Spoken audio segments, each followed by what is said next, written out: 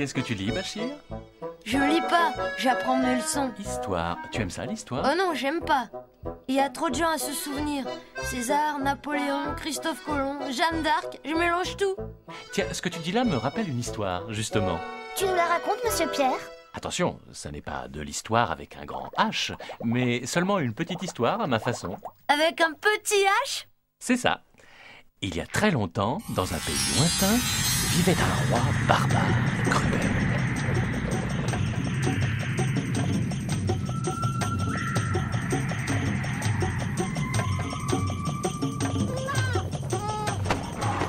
Alors, femme! Ton enfant est né au roi des barbares. Et c'est un garçon. Voyons ça. Ouh, mais c'est qu'il est mignon, le petit barbare. Ah, gui, gui, gui, gui. Ouh, go, go, go, go, go, go, go. Alors, sorcière, quel avenir prévois-tu pour mon fils?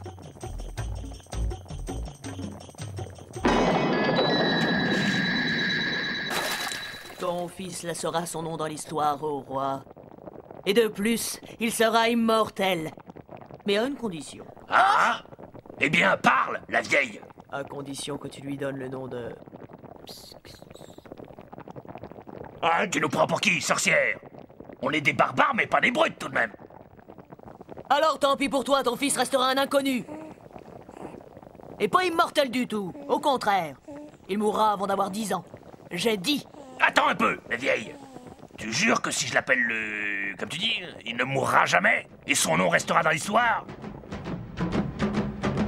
À genoux devant votre nouveau seigneur! Roi tout-puissant, quel est le nom de notre jeune prince? Eh bien, j'ai décidé de l'appeler...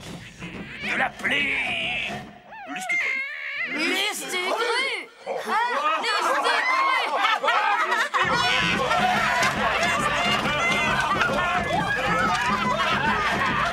1000 ans plus tard... Nullissimus, nullissima, nullissimum. C'est nul, quoi. C'est ça que vous appelez de l'art moderne? Ah! Bonus, bona, bonum. Regardez-moi cette courbe, cette ligne, ce style parfait. Retenez bien le nom de votre camarade, bande de primitifs. Ce nom, on le prononcera encore avec respect dans 2000 ans d'ici. Ce nom! Mais au fait, comment t'appelles-tu, mon petit? Lustucru, maître. Ah! Alors écoute-moi bien, petit. Tu veux un conseil d'ami? Laisse tomber tout de suite. Jamais tu ne feras une carrière artistique avec un nom pareil. Je suis meilleur que tous les autres. Je le sais. Mais ça suffit pas.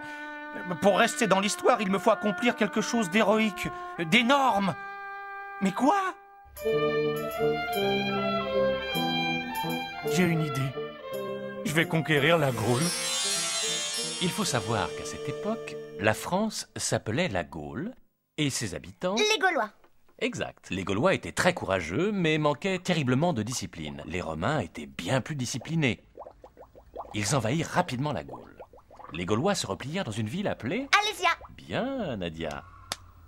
Alors, les Romains assiégèrent Alésia et obligèrent le chef des Gaulois... Vercingétorix. C'est ça, à venir déposer ses armes devant le vainqueur. Le général romain... Jules César. Ah, ça, c'est ce qui est écrit dans les livres d'histoire. Mais dans ma petite histoire à moi, ça ne se passe pas tout à fait comme ça. Jules! Jules César! Voilà, j'arrive. Celui-là, alors... Écoute, Jules, tu exagères. À quoi ça me sert d'avoir un secrétaire particulier si tu n'es jamais là quand j'ai envie de dicter mes mémoires? Je suis prêt, général Lustucru. Comment, virgule, moi, le généralissime Lustucru, virgule, ai battu les hordes gauloises et fait prisonnier leur chef Vercingétorix. 2 points.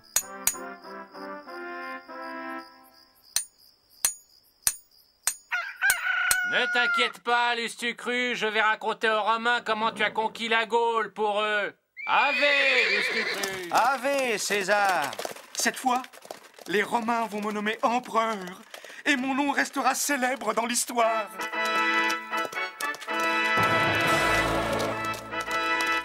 Une petite semaine plus tard, Lustucru arrivait à Rome. Ave, Romains! On vous a raconté. Je viens de conquérir la Gaule. Maintenant, vous allez bien me nommer empereur. Ah, tu crois ça? Comment te nommes-tu d'abord? Mon nom est Lustucru. Et tu penses sérieusement que nous pourrions te nommer empereur avec un nom pareil?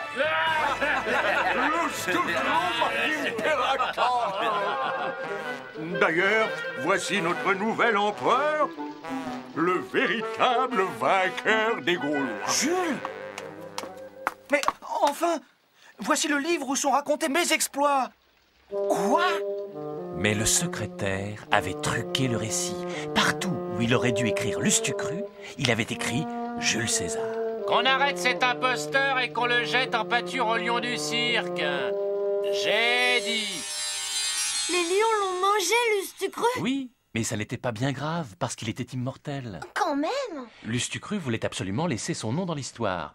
Il fit d'autres tentatives. Tiens, par exemple, ce fut lui qui, en 778, sonna du corps à Roncevaux. Et quelques siècles plus tard, savez-vous qui a découvert l'Amérique? C'est pas Lustucru quand même.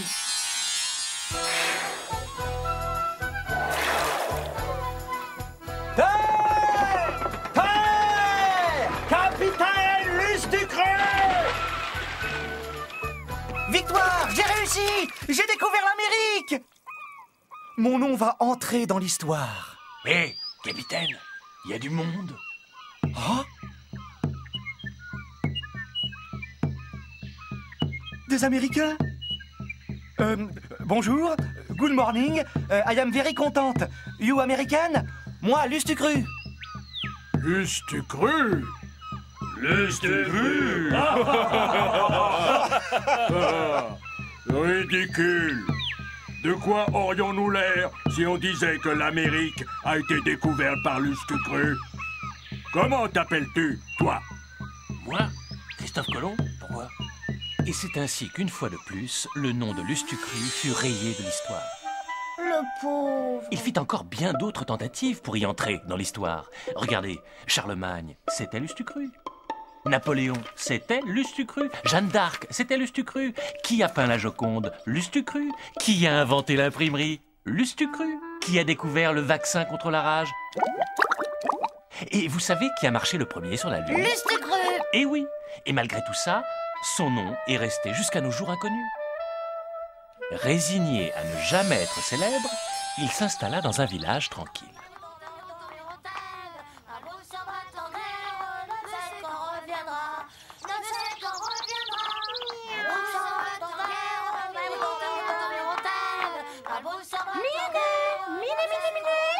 Viens ici, mon petit vaurien. En 2000 ans d'action d'éclat, Lustucru n'avait pas eu beaucoup de temps pour penser à l'amour. Comme cette voisine est belle, je l'aime. Bonjour, je suis votre voisin d'en face. Tenez, voici des fleurs pour vous, voisine. Oh, comme c'est gentil, voisin. Entrez, je vais les mettre dans un vase.